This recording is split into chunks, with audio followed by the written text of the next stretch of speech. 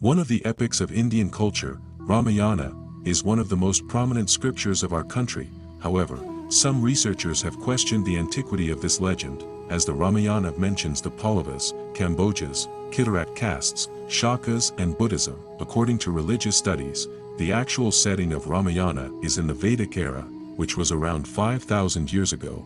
There is very little evidence for this period. Let us see some examples which prove that Ramayana is not ancient.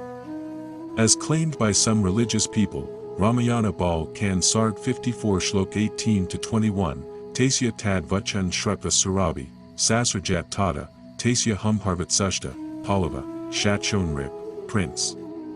After listening to his order, that cow did the same at that time. As soon as he shouted, hundreds of Pallav caste heroes were born. Gymnastic Nashayamama Sharazalnarichavacharapi, Vishvamitrardatan Drishtar Pallavan Shatashastita, Bay of Vasrajad Garan Shakan Yavanamashritan. He killed those wrestlers by using many types of small and big weapons, seeing those hundreds of wrestlers suffering and destroyed by Vishvamitra. At that time that Shabla cow again produced fierce heroes of Yavna mixed Shakas. From those Yavna mixed Shakas, the whole earth was filled there. Ramayana Bal Kan Sard 55 Shlok 3 and 4, Tasya Hunkaradan Ko Jana Kamboja Ravazanabha, Budharasakshoth Samhuda Harabashastrapane. Then that cow once again roared. From her roar, Kambojas, as bright as the sun, were born. Armed barbarians appeared from the udder. Yanachak Yavana Shakadashachikika Smrta, Roma Kupsham Lechchashan Harita Sakarataka. Saka originated from Yavna and Shakradesh, the place of cow dung. From the country of Theoni, Mlecha, Harat and Kirat appeared from the follicles in Sanskrit called Romakupsha 3. Kirat caste has been mentioned in Indian history since ancient times. They are also mentioned in the time of Maurya dynasty, though the theologians of the Maurya Empire were authors of Jainism and Buddhism, and mention of the Kirat caste is found in their works. Some historians also consider them as descendants of Maurya Emperor Ashoka or as tribal tribes. There are different opinions among historians regarding the dates of invasion of Pallava, Yavna and Saka tribes. Pallavas. The Pallava tribe was first mentioned during the reign of Darius II, the ruler of Persia. The Pallavas later established their dominance in the Indian subcontinent. Around the 4th century CE, the initial center of their dominance was in the Gujarat and Sindh regions of northwestern India. The word Yavna refers to the Greek tribe who came to invade the Indian subcontinent from the Greek region. The Greek invasion started around the 4th century BC, and their dominance was in the western and northern regions of northeast India. The Kambojas were an ancient tribe. It is difficult to determine the date of their arrival. The ancient history of the Kamboja tribe is poorly known. They inhabited the northern parts of the ancient Indian subcontinent, particularly Punjab and parts of Rajputana. They are mentioned in Buddhist scriptures. Malekha is a term that was commonly used to describe people from outside countries, and this Indian history used to refer to Arab Muslim tribes. The Saka tribe is known to be the founders of the Saka state, who came to the Indian subcontinent from Central Asia under the influence of Buddhism around the 2nd century AD.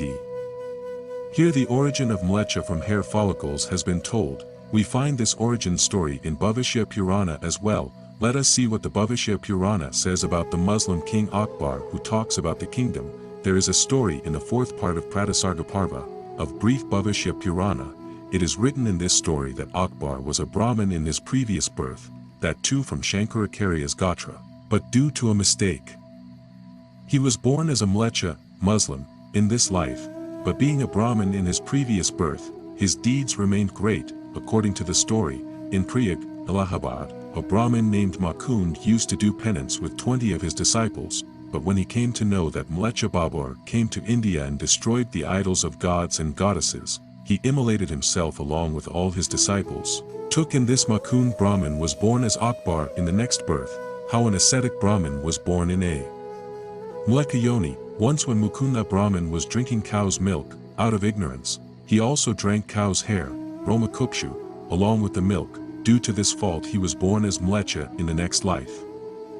And 20 disciples of this Makund Brahmin were born in the next birth as Birbal and Tansen etc., with whose help he ruled. These people became the Navratnas of Akbar. Yatha Hai Kora Sa Tatha Hai Buth, Tathagatan Nastikamatavidhi, Tasmati Yashankya Tama Prajanam.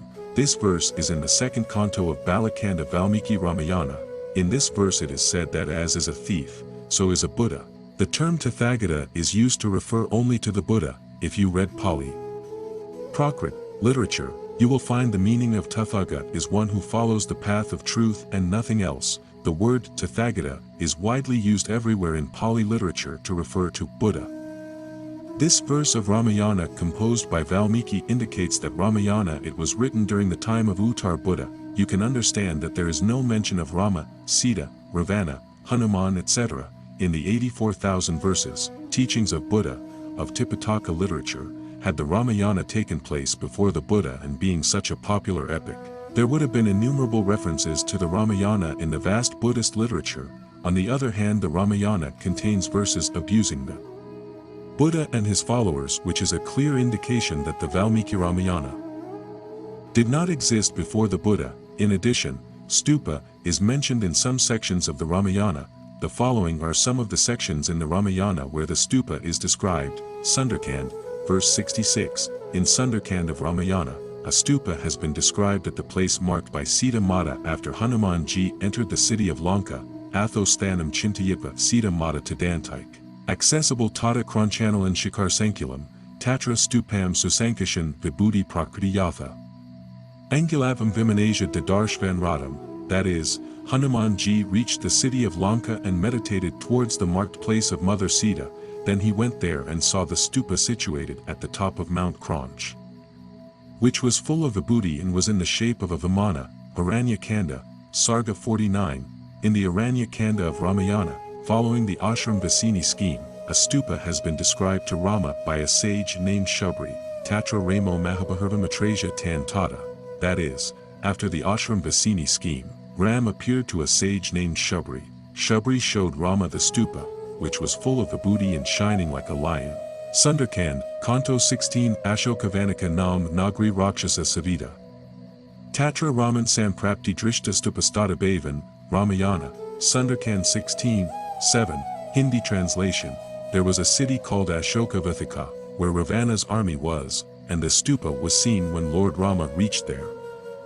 Both Ramayana and Rigveda are ancient and important texts of Hinduism which are the pillars of Indian history and culture. Stupa is mentioned in both these texts, which tell the deep mysteries of the old ages of history. From this we can infer that the authors of Ramayana and Rigveda are after the birth of Buddha, and the stories of Rigveda, Ramayana, are written after the Maurya period.